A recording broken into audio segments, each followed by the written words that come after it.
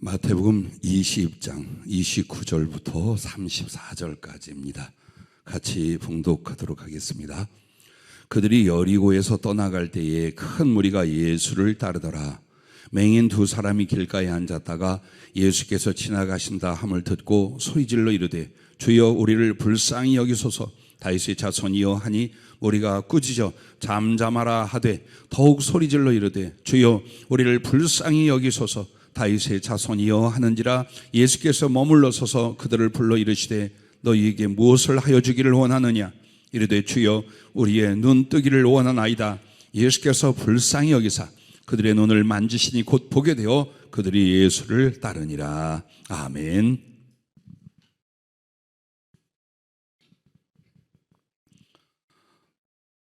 헌신 예배를 금요일날 계속 드리고 이제 기도 시리즈로 지난주부터 들어갔죠.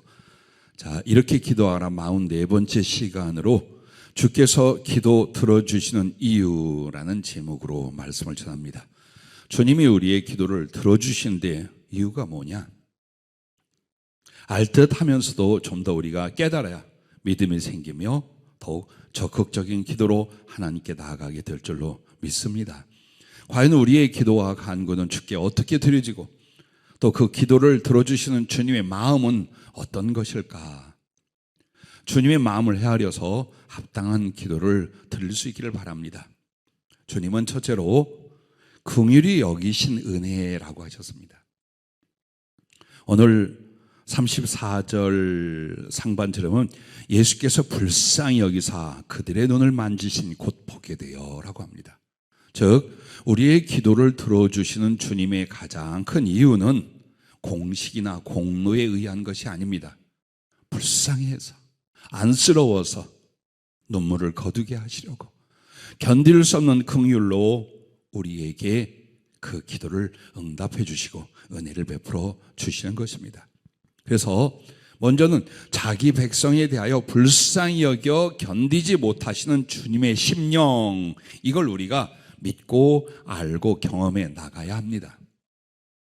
기도할 때 어떤 내용을 어떻게 전할까에만 마음을 쏟다 보면은 믿음도 감정도 깨달음도 변화도 안 일어납니다.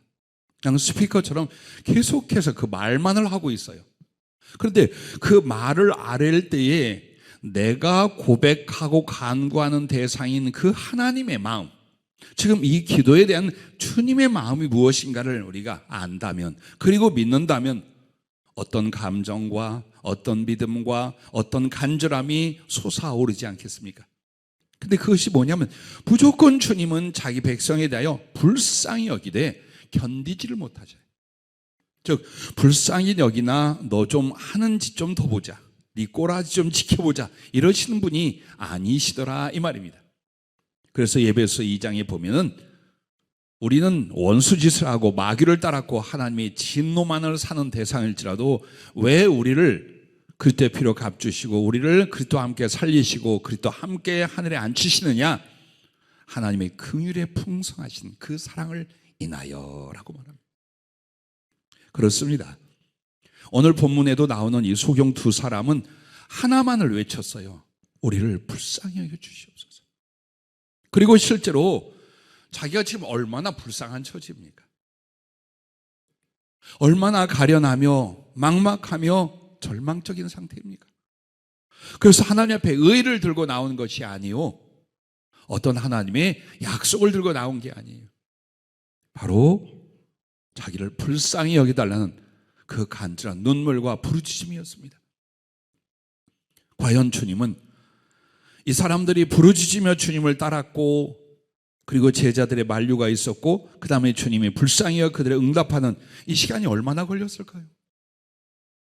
길어야 1시간 내가 아니었을까요? 정말 그 짧은 시간이었지만 주님은 기적 같은 역사를 이루셔요. 왜? 불쌍히 여겨, 불쌍히 여겨. 그러므로 여러분과 나의 기도에는 염려가 없기를 바랍니다.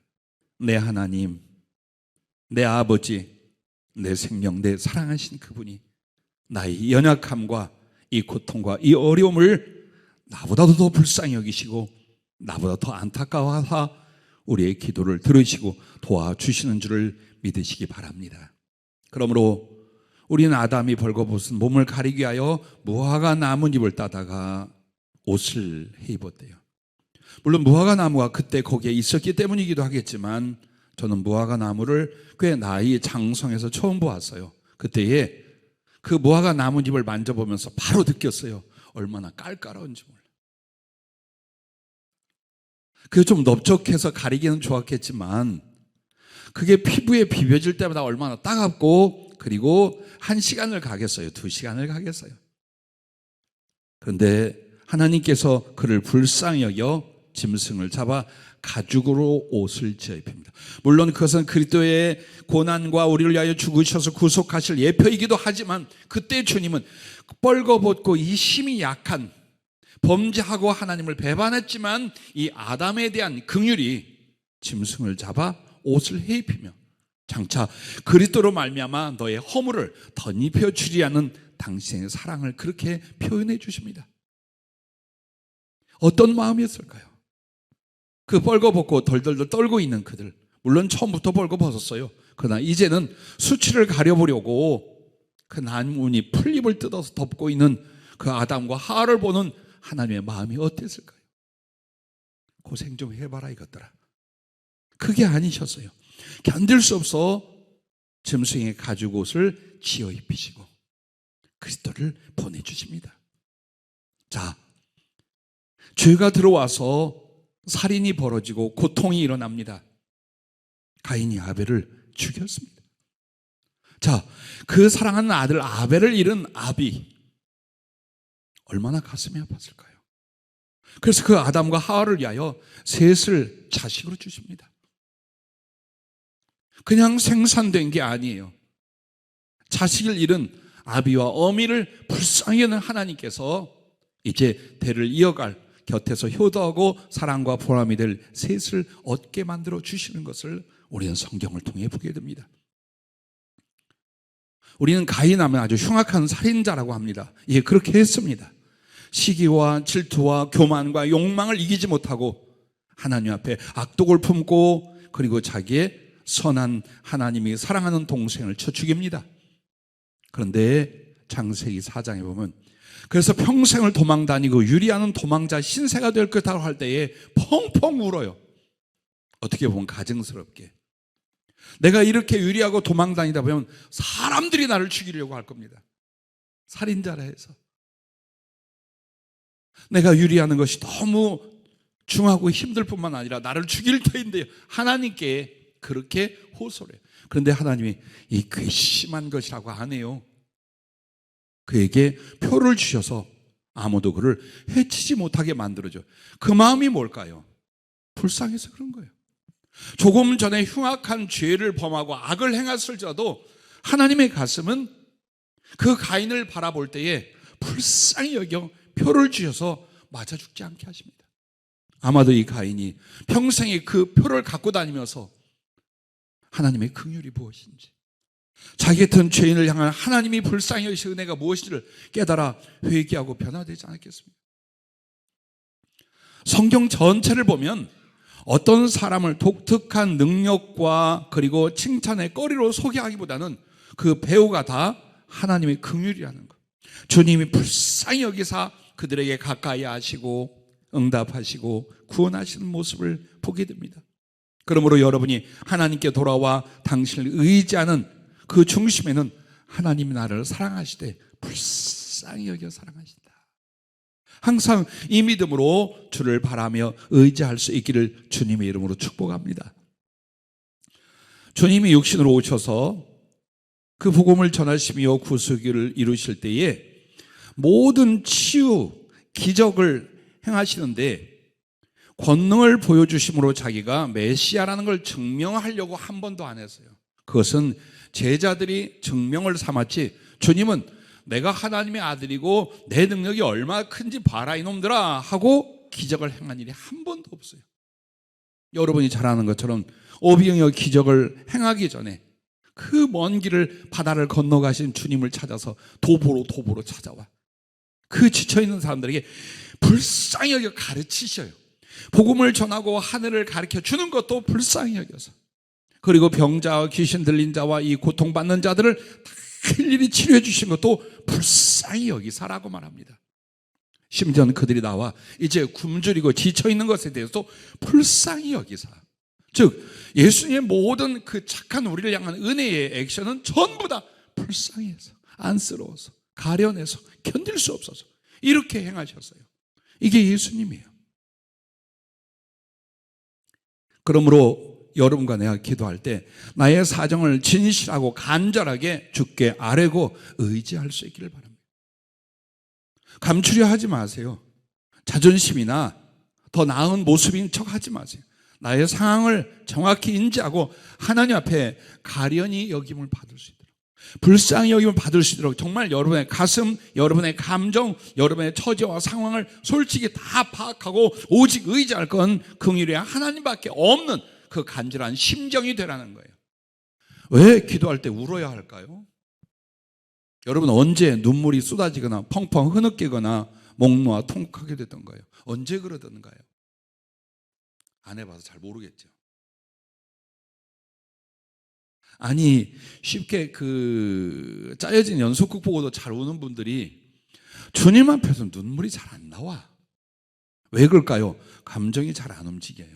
그러면 왜 내가 하나님 앞에 나갈 때 감정이 잘 안 움직이냐? 그분의 감정을 이해하지 못하니까 그런 거예요.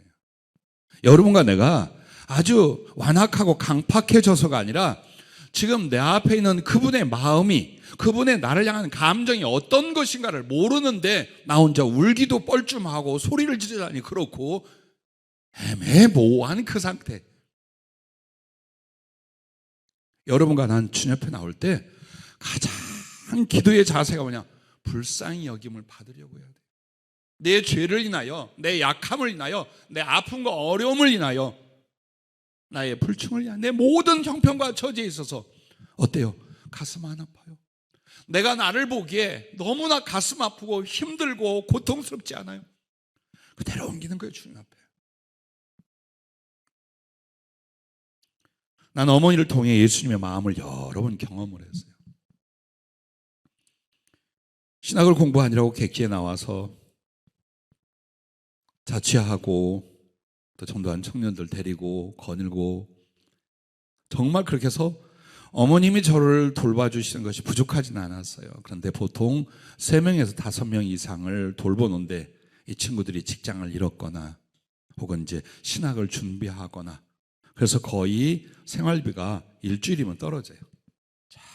정말 애를 쓰고 길을 쓰면서 때로는 버스표가 없어서 차를 못 타고 걸어가는 정말 힘들고 어려운 상황이 있었어요.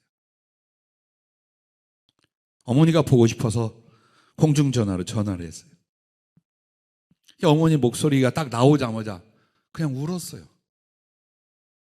그냥 왠지 내 서러움에 반가움에 그냥 전화를 잡고 엄마 하고 막 울었어요. 아무 말 없이 울었더니 어머니가 빨리 와라. 아이고 우리 새끼 빨리 와라. 당장 와라 그래요. 그래 갔더니 용돈에다가 또 당신이 할 수 있는 모든 음식에 다 바리바리 싸놨어요. 못 먹고 어려워서 저렇게 우나 보다 싶었나 봐요. 그게 주님의 마음이에요.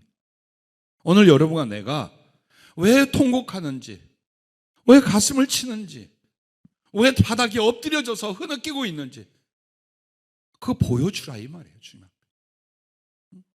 일부러 나는 강해, 내 처지와 형편을 주님이 아시, 그러지 말아요. 주님이 우리와 똑같은 인격이시기에 나의 감정이 주님 마음으로 이입이 되고 그 마음이 내게 또 이입이 돼요.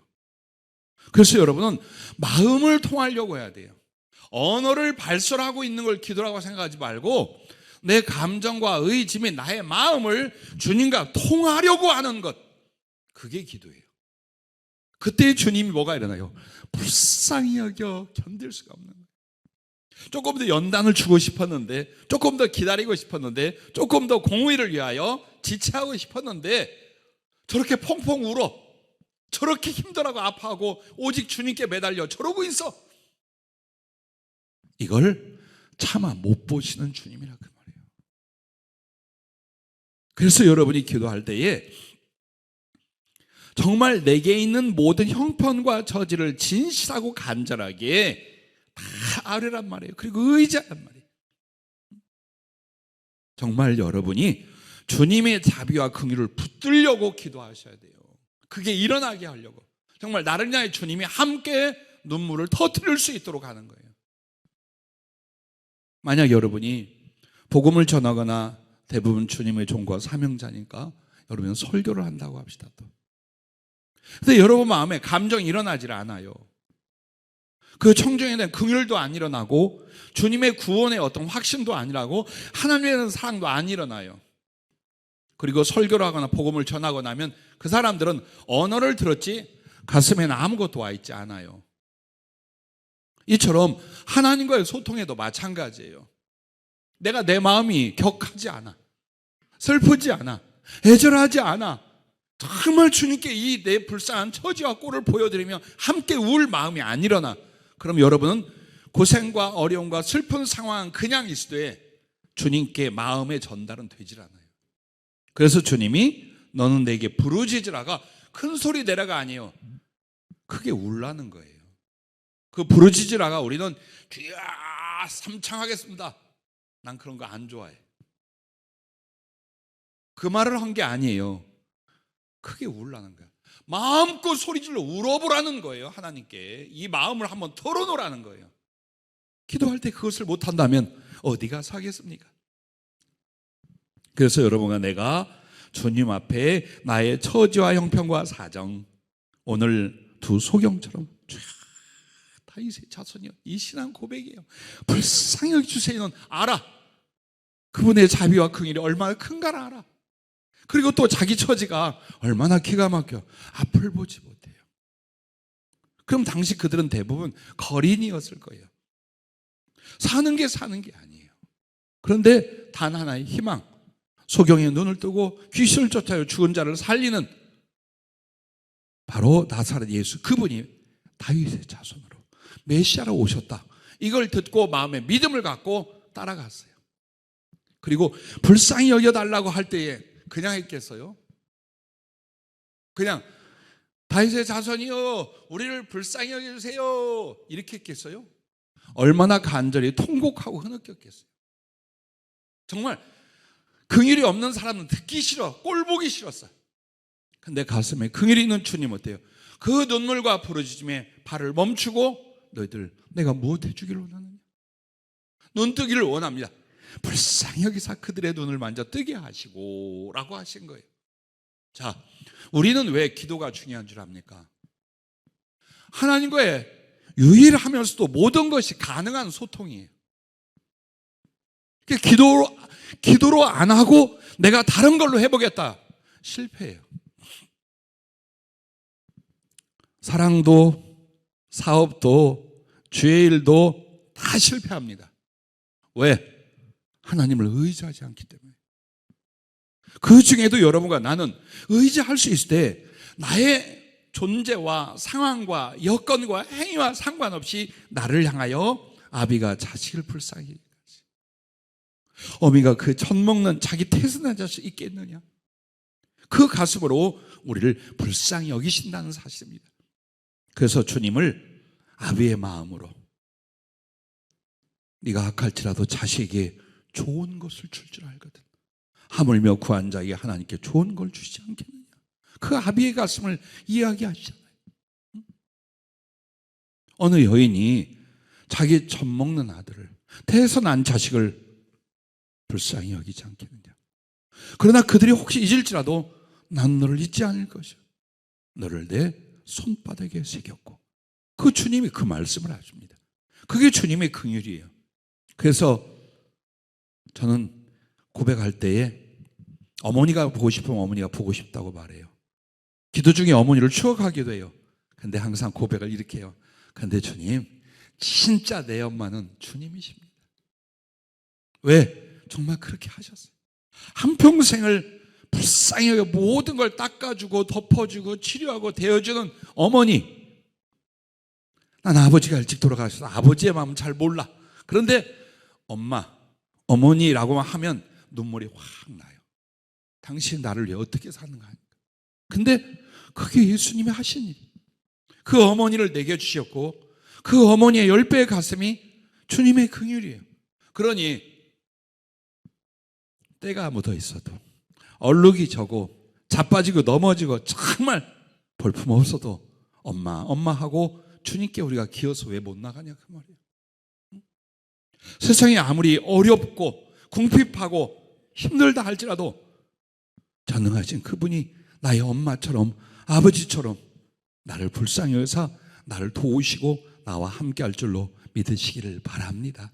그래서 여러분과 난 오늘 이 두 소경보다 나을 것이 하나도 없는 사람이에요. 육신의 눈만 떴다 했지 무엇이 나은 게 있어요. 그러나 이 불쌍한 처지와 몰골을 주님께 눈물로 호소하고 당시 의지할 때 그가 들어주시고 응답하시고 고치실 줄로 믿으시기를 바랍니다.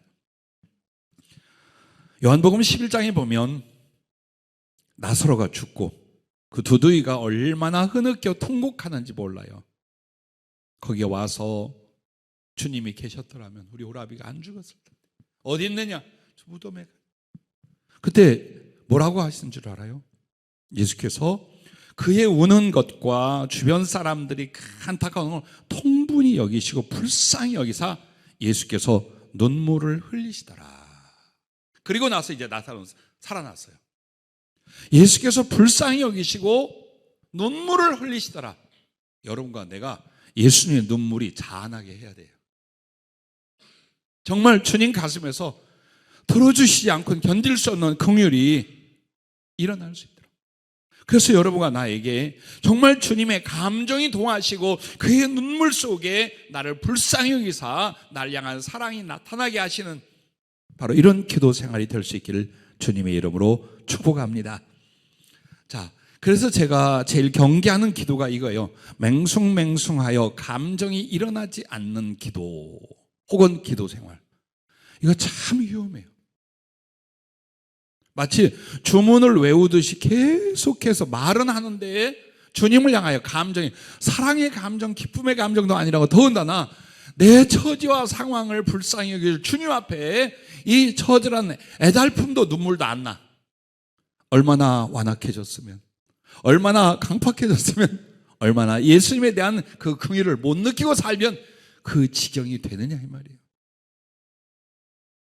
그래서 한 번은 어린 다윗이 기도하는데 보니까 눈을 뜨고 기도를 해요.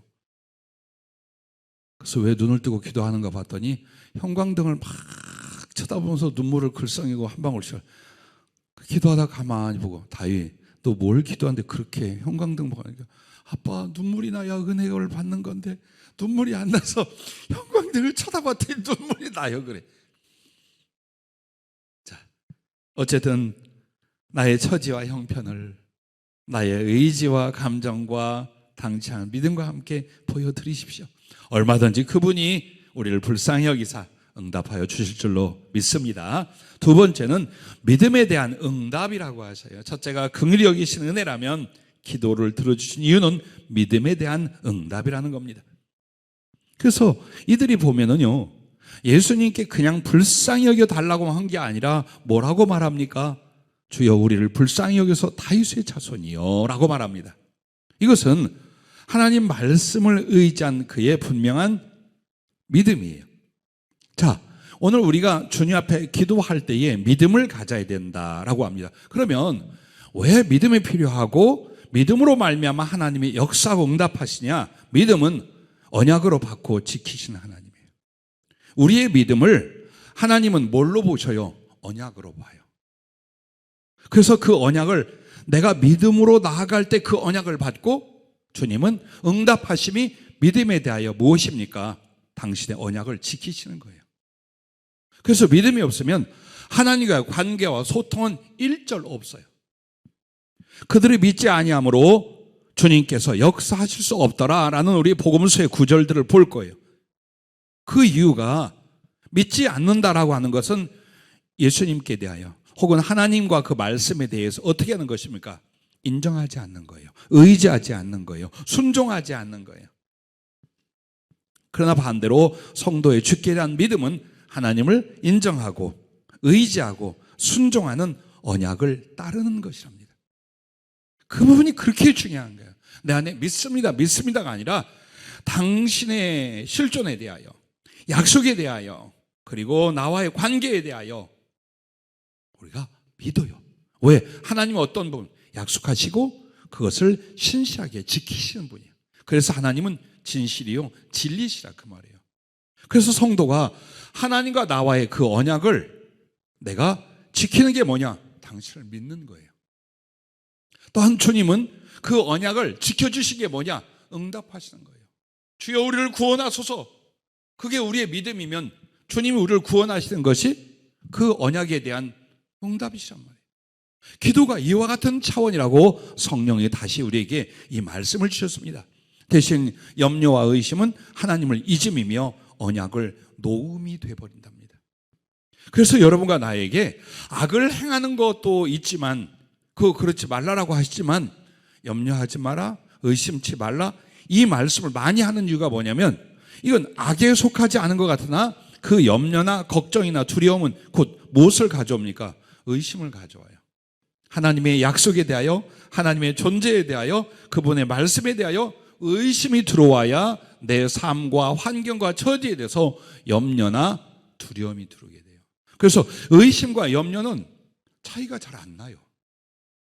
대놓고 하나님이 없다, 계시는 모른다, 이래야 이게 의심이냐? 그게 아니라 그의 사랑을, 기도하는 것에 대한 응답을, 그의 존재에 대해서 어떻게 됩니까? 확실히 믿는다면 염려하지 않고 걱정하지 않을 것 아닙니까? 그러나 확실히 내 모든 존재가 의뢰하고 믿지 못할 때 염려가 일어나. 그래서 염려와 의심은 같아지는데 이것이 바로 주님과 나 사이의 그 언약을 어때요? 내려놓는 거예요. 하나님을 잊어버리는 거예요. 그래서 여러분과 내가 기도할 때 믿음 계속 요구하신 이유가 바로 이것 때문이라고 말씀을 하셨어요. 그래서 여러분과 기도할 때의 믿음은 하나님과의 언약을 붙들미요 이것을 지켜 행함이라는 것을 잊지 말라라고 하셨습니다. 그럼 여러분과 내가 이 믿음으로 기도하고 염려와 의심치 말라라는 것, 우리의 기도 중엔 이게 이제 중요한 거예요. 여러분이 믿습니다 하고 나서 그 다음에 또 걱정해, 염려해, 마음속에서 희미해져. 이게 반복이 되면 올라갈 길을 올라가다가 떨어지고 올라가다 떨어지고 이걸 계속 반복하는 거예요. 그러면서 왜 이렇게 연단이 깁니까? 왜 하나님 기다림이 깁니까? 이것만 하고 있는 거예요. 주님이 우리의 기도와 신앙생활 제일 중요하게 보는 게 뭡니까? 믿음으로예요. 그 믿음으로 가는지, 믿음으로 생각하는지, 믿음으로 기도하는지, 그 믿음이 자라나는지 이 부분을 보셔요. 근데 자꾸만 염려를 가산합니다. 불평을 가산합니다. 마음속에 걱정을 떨치지를 못합니다. 믿음은 석고가 돼요. 의식과 유선에 굳어진 것이 되고 말아요. 살아있는 믿음, 능동적이고 인격적인 신뢰는 없어지고 마는 거예요. 그래서 여러분과 내가 나와의 싸움에서 중요한 게 뭐냐? 염려하지 않는다, 두려워하지 않는다, 낙심하지 않는다. 왜? 살아계신 하나님이 계시니까. 그분이 나 같은 걸 사랑하시니까. 그가 기도하면 응답한다고 했으니까. 그가 먼저 말씀하셨으니까. 이걸 견뎌내는 거예요. 믿음은 이걸 견뎌내는 거예요. 예수 그리스도가 하나님의 아들이요 구세주라는 걸 누가 모릅니까? 다 믿어요. 근데 중요한 건 오늘 이 삶의 현실 속에서 당신의 도우심을 내가 의지하여 감사하고 믿음으로 살아갈 수 있느냐예요. 그 부분이 중요한 거예요. 그래서 기도할 때에 이미 염려와 두려움, 낙심 등이 꽉 차 있으면 그 기도는 실패한 거예요. 그 기도는 안 돼요. 그래서 여러분과 나에게 기도할 때 뭐라고 말합니까? 아무것도 염려하지 말고 오직 모든 일에 기도와 간구로 너희 구할 것을 감사함으로 하나님께 아뢰라. 그리하면 모든 지각에 뛰어나신 하나님의 평강이 그리스도 예수 안에서 너희 마음과 생각을 지키시리라. 조건이 염려하지 말래요. 그럼 어떻게 믿음으로 기도할 거냐? 감사하라는 거예요.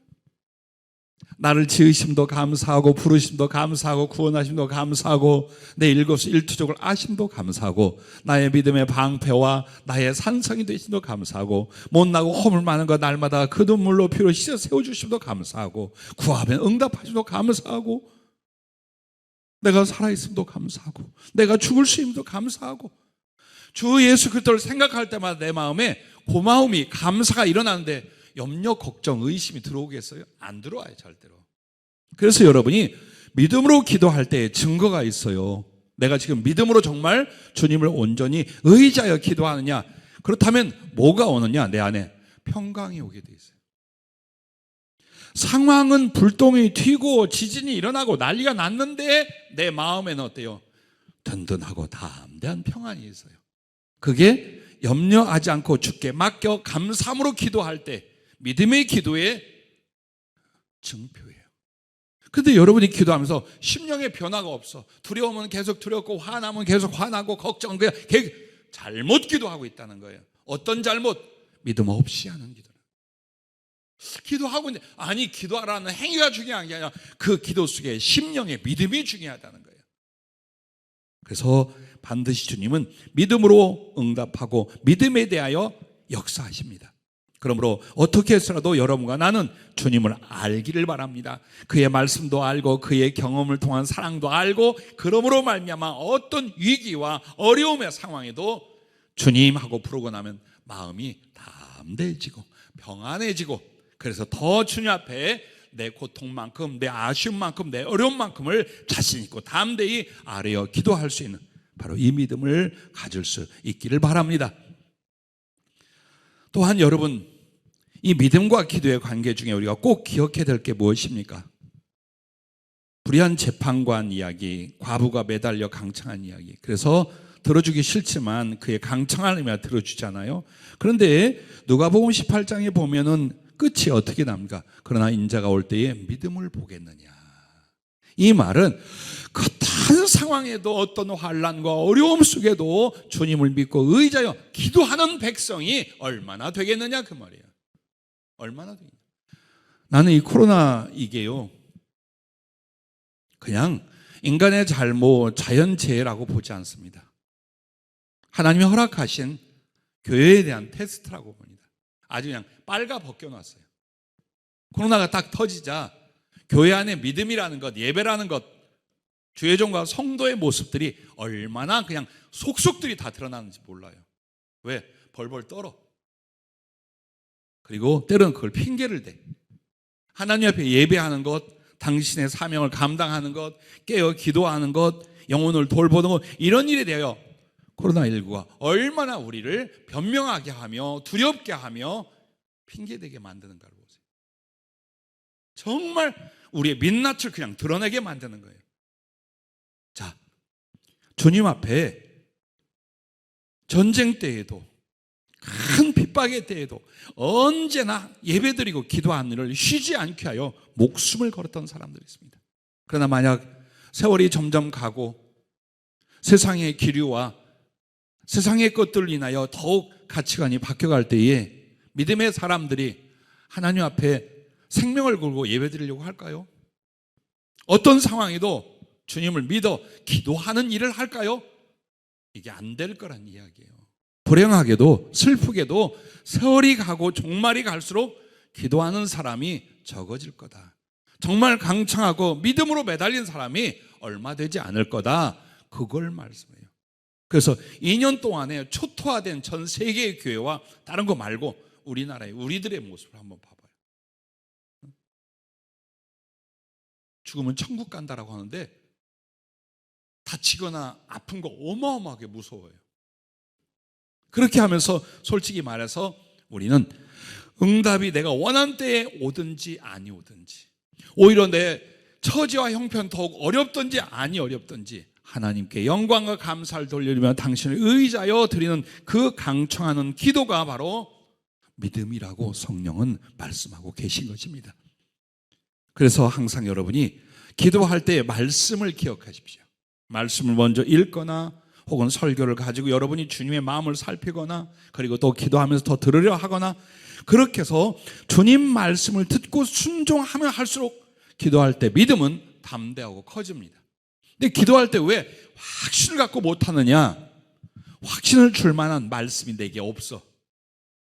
그래서 믿음이 안 생기거나 아니면 뭔가 주신 말씀에 대하여 내가 적극적인 순종을 행하지 않을 때 심령에 불편하고 양심에 찔림이 오면서 담대한 믿음이 안 일어나요. 그래서 기도가 자꾸만 힘을 잃어요.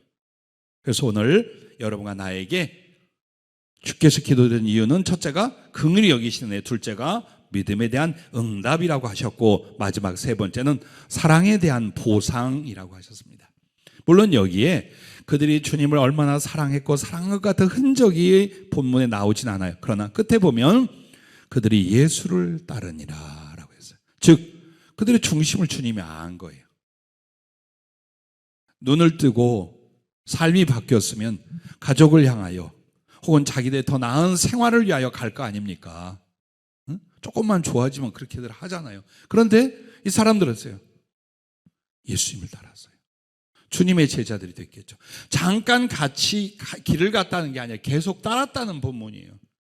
즉 한마디로 그리스도를 위한 제자로서 자기들을 헌신하고 사랑으로 바치게 됩니다. 오늘 우리 기도할 때에 중요한 부분이 내가 주님을 사랑해드리는 혹은 사랑을 약속하는, 사랑을 일으키거나 사랑을 드리는 바로 이것이 있다면 그 사랑의 기도에 대해서 주님 어때요? 사랑으로 보상을 하시는 거예요. 반드시 하시는 거예요. 그래서 주님은 당신을 사랑하며 반드시 보상하시니 곧 사랑 주심이십니다. 그것이 우리를 주님이 사랑하는 그것은 먼저 사랑하시기도 했지만 내가 조금 주님을 기쁘시게 해서 조금 주님을 더 사랑해 주세요. 그럼 아주 크게 기뻐하고 크게 나를 사랑해 주시는데 이게 바로 보상이란 말이에요. 사랑에 대한. 그래서 기도하면서 무언가 사랑을 일으키고 사랑을 약속하고 사랑을 표현함으로써 여러분은 그 사랑을 주께 드리고 주님은 거기에 대한 응답을 사랑의 보상, 사랑의 깊이로 나에게 주실 수 있도록 만드는 거예요. 그게 믿음이고 그게 지혜인 거예요. 그냥 듣대대고 계속 말하고 큰 소리 내고 또 말하고, 이제는 기도 그렇게 하면 안 된다. 그것은 인격적 기도가 아니다. 그것은 거의 주문에 가까운 거다. 인격적 기도는 주님과 내 마음의 교제와 소통이 일어나서 서로 부탁하고 의지하고 사랑하고 하는 그 기도가 돼야 된다는 것입니다. 여러분과 내가 잘 아는 잠언 8장 17절에 보면은 나를 사랑하는 자를, 내가 사랑하고 나를 사모한 자를 내가 만나준다는 약속이에요. 물론 지혜에 대한 의인화에 대한 표현이에요. 그러나 그것은 그 지혜는 예수님에 대한 표현이에요. 또한 즉 우리가 주님에 대해서 사모하는 만큼 그가 우리를 만나주시고 사랑에 대해서 사랑을 주셔요. 반드시 주셔요. 또한 여러분과 내가 잘 아는 아브라함을 주님이 시험했을 때에 무엇을 시험했어요? 사랑의 대상을 주님으로 바꿀 수 있는가를 한 거예요. 이삭을 달라 했을 때 왜 이삭을 달라고 그래요? 말도 안 되지. 그런데 주님의 그 목적은 네 그 독자 이삭보다 나를 더 사랑할 수 있겠니? 그 아들이 되는 사랑을 나한테 줄 수 있겠니? 그걸 물으신 거예요. 그걸 물어본 거예요. 그게 우리에 대한 테스트예요. 전부 다. 근데 만약 주님 딴 건 다 되지만 우리 아들로만큼은 안 됩니다. 그러면 주님에 대한 사랑이 깊이와 진실에 있어서 어때요? 흔들려 버렸겠죠. 아니면 꺾어졌겠죠. 그럼 주님도 거기에 대하여 아브라함에 대한 계획, 아브라함에 대한 축복, 아브라함을 은혜 주사 쓰심이 어때요? 확 줄어버렸을 거예요. 줄었어요. 분명히. 그런데 아브라함을 믿음의 조상으로, 그를 통하여 수없이 많은 구원의 백성들과 그리스도 예수께서 오실 수 있는 이 거룩한 쓰심, 이 사랑의 든든함, 바로 이 부분을 마지막으로 하신 것이 너 네 자식부터 더 사랑할 수 있겠느냐? 바로 이 부분이었어요. 그럼 우리도 기도하러 갈 때마다 나에게 기대를 갖고 계실 거 아니에요. 주님이 오늘 알아도 이러실 거 아니에요. 어떻게 왔어? 나 보고 싶어서 왔어? 그래, 네 마음 좀 오늘 받자, 이러실 거 아니에요. 근데 거기다 전부 다 내 자식부터 마누라, 남편, 혹은 우리 집, 돈, 생활, 코로나 걱정 이것만 딱 풀어놓고 딱 기도나서 가. 그래도 믿음이야. 근데 주님은 쩝쩝 서운하시지 않겠어요? 그 기도에 사랑에 빠졌어. 사랑의 일어남도, 사랑의 감정도, 사랑의 고백도, 사랑을 드리려는 행위도 아무것도 없어요. 그 기도가 뭘까요? 혹은 그 예배는 뭘까요? 예배 아니야.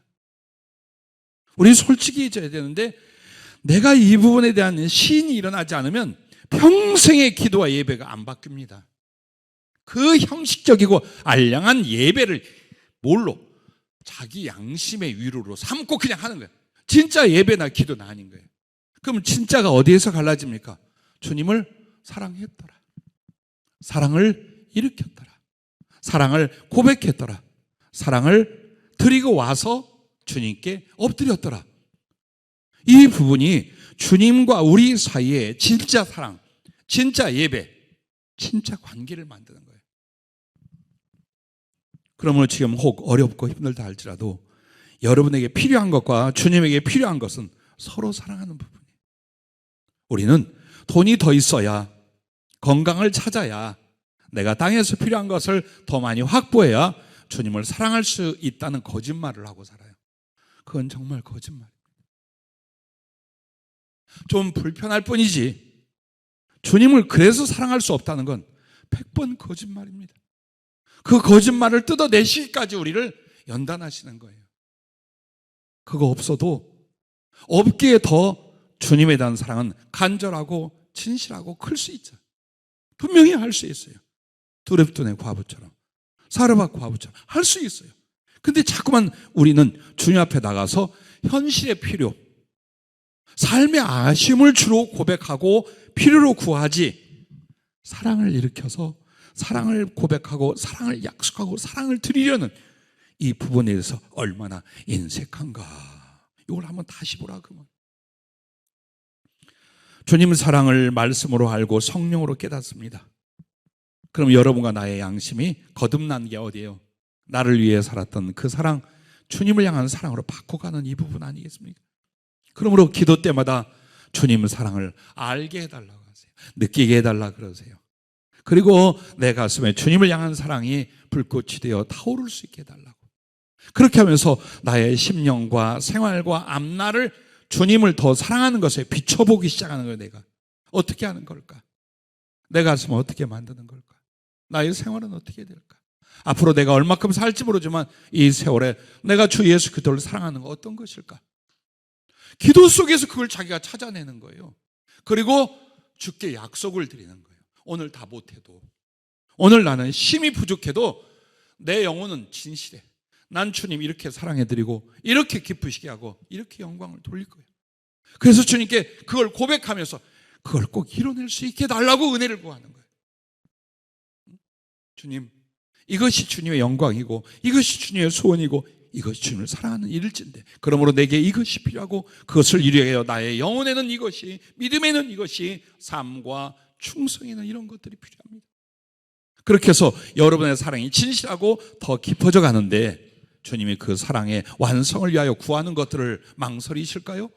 그렇지 않는단 말이에요. 당연히 그렇지 않아요.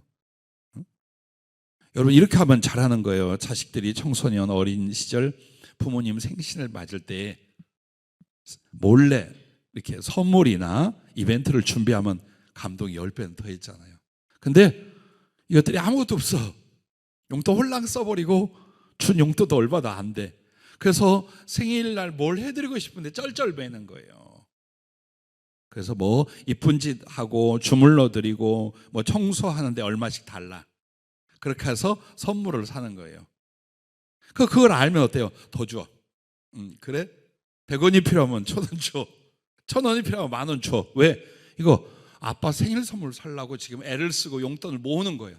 근데 야, 이 자식아, 어려운데 뭘 용돈 달라고 그래. 야, 그냥 좀 해. 그럴 부모가 어디 있어요? 아니야. 너 고생하지 마. 그냥 줄게. 우리가 하나님께 구하는 것이 당신을 향한 나의 사랑의 선물을 위하여 구한다면 주님 가슴이 어떻겠어요? 그리고 그게 진실이라면 주님 가슴이 어떻겠어요?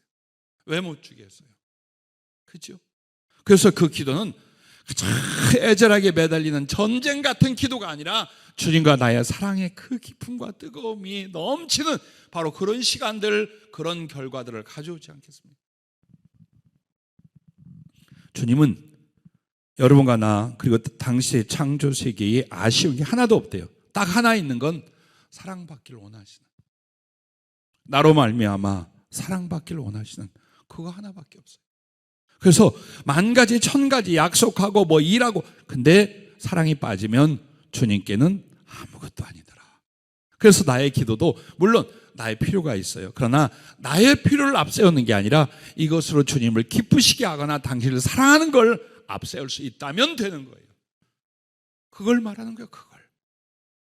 그래서 내 안에 막 주님 사랑이 느껴지고 성령의 음성이 들리고 또 다 기억나고 깨달을 때마다 여러분 그냥 꿀꺽꿀꺽 합니까? 여러분도 약속하고 서운할 거 아니에요. 주님 알았습니다. 나는 이렇게 살겠습니다. 주님 내가 이거 고칠게요. 내가 이것을 해드릴게요. 성령을 사모하는 주님의 종과 사명자들이 많이 있습니다. 성령을 사모할 때도 성령을 그냥 사모하는 게 아니에요. 성령님이 내게 너무나 필요합니다. 내 믿음에, 내 소망과 내 사역에 너무나 필요합니다. 주세요. 이게 아니에요. 성령이 아니시면 내가 그리스도의 사랑을 알 수가 없습니다. 돌멩이 같은 내가 그리스도를 사랑할 수가 없습니다. 그 성령이 주님 사랑을 부어주고 나를 거듭나게 하고 나로 그리스도를 사랑할 수 있게 하시는 분입니다. 주님, 정말 진실로 주님을 온 마음과 존재와 삶을 다해 사랑하여 드리고 싶은데 아직 내게는 죄성이, 인간성이, 이기심이 너무나 많습니다. 성령님으로 나를 부서뜨려 주시고 성령님으로 주의 사랑을 내게 심어 주옵소서. 그 가슴이어야 돼요. 성령은 그래서 구하는 거예요. 그리스도의 사랑을 알고 그리스도를 진실로 사랑하기 위해서 성령을 구하는 거예요. 사역에 도움이 될까 봐, 혹은 내게 어떤 능력이 더 있을까 봐. 이거는 열째, 100번째 이야기예요. 그렇게 해서 여러분과 내가 정말 주님과 나 사이에는 사랑만이 존재하고 사랑만이 목적이기에 기도할 때도 당시의 사랑을 알고 느끼는 만큼 나 역시 사랑을 고백하고 사랑을 일으키고 사랑을 행하고 사랑을 주님 앞에 위하여 부탁하는 이 기도가 되게 하라라고 하시는 것입니다. 여러분과 내가 기도할 때 주께 사랑을 드리며 사랑을 위해서 간구하는 게 정말 필요합니다. 주님께 기쁘시게 할 것을 기도하고요. 그리고 그리스도의 사랑을 구하고 사랑을 이루기 위해서 간구하고, 그리고 여러분에게는 성령으로 주님 사랑이 내 마음에 부어지고 그리스도의 사랑의 강건하심이 나를 사로잡는 이 상태, 이게 기도 중에 제일 큰 것을 구하는 거예요. 제일 필요한 것을 구하는 거예요. 주님, 성령으로 주님의 사랑을 부어주옵소서. 그리고 주님의 그 사랑이 나를 완전히 압도하고 사로잡게 해주시옵소서. 주님의 사랑으로 말미암아 살기도 하고 가기도 하고 멈추기도 하고 죽을 수도 있게 해주시옵소서. 그리고 그것과 관련된 것들을 여러분이 기도하시는 겁니다. 그렇다면 주님이 얼마나 기뻐하실까요? 얼마나 이뻐하실까요? 당신의 사랑의 모든 희생에 대해서 얼마나 보람을 가지실까요? 그걸 해드리는 거예요. 우리의 이 기도는 단지 나의 아픔을, 어려움을 하소연하고 가는 것이 아니라 당신을 사랑해드리는, 이 보잘것없는 코올리게가 내 어머니, 내 아버지에게 큰 기쁨과 그리고 말할 수 없는 만족을 드릴 수 있는 것, 사랑이래요.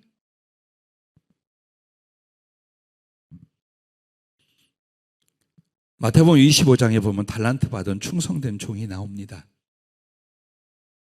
왜 더 큰 것을 맡겼을까요? 이 종이 보니까 한 달란트 받은 종은 순지 중심이고 지 삶의 필요, 지가 하고 싶고 말고 싶고 이러고 살았어요. 근데 2, 5달란트 받은 종들은 어때요? 왜 충성했을까요? 왜 죽으라고 이래서 남겼을까요? 그게 주인에 대한 사랑이었어요. 그걸 주인이 충분히 가슴으로 받고 느낀 거예요. 그래서 너와 나의 더 큰 사랑을 위하여 내 모든 걸 다 너한테 맡긴다.